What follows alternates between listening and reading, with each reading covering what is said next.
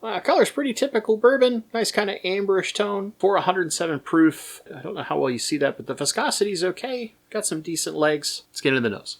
If you like the Heaven Hill bourbon profile, that kind of nuttiness that is there, it's definitely here. I don't think it's all that much different in the nose than the regular Heaven Hill Bottle & Bond 7-year, which, considering that this is double the price of that bottle, that's not looking so good so far. Yeah, there's a lot of nuttiness, a little bit of, like, kind of the buttery popcorn thing, which I get out of a lot of Heaven Hill bourbons. There's not a ton of, like, big caramel or some other kind of big sweetness. It's there, but the nutty profile is definitely the primary thing coming through. There's a little hint of vanilla, but it's very faint. Let's go to the palate.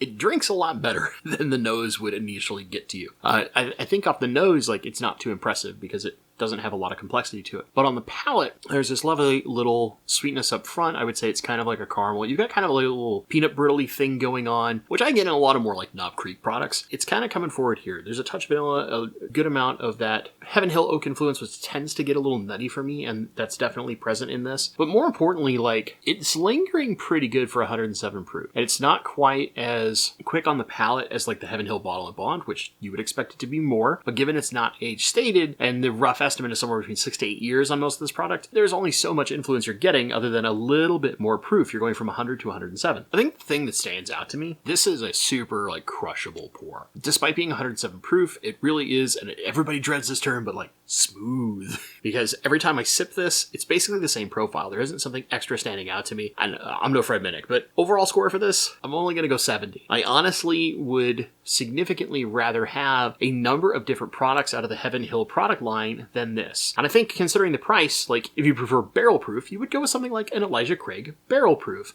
If you want to stay closer to that like Bottle and Bond, you can get Henry McKenna's now far more reliably than you used to be. And honestly, I think they have a lot more flavor in their profile. Plus, being a single barrel, there's a little more variance where this is going to taste the same every bottle.